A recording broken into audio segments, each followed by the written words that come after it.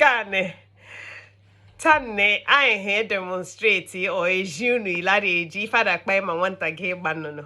Today, my son and I are going to demonstrate how the Igba Nu ceremony is done by our young boys in Abriba or at Abriba.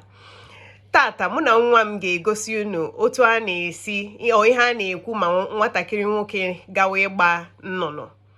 Igba nnụnụ wụ ceremony ụmụ nwoke na-eme to show that they are now recognized as male or men in the community. So ihe anyị ga-eme taa.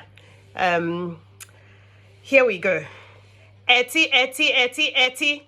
Jamamano. Yeah. Asam eliko mbaya yodatusa mbandeya. Okendikom. I hope this helps.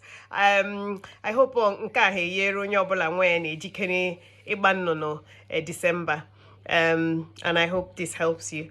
Take care. Ngwanụ mgbe ọzọ mgbe erukwanụ mgbe ọdụ anyị alaghachi bịa mụtụkwa unu ife ọdụ. Ngwanụ. Bye.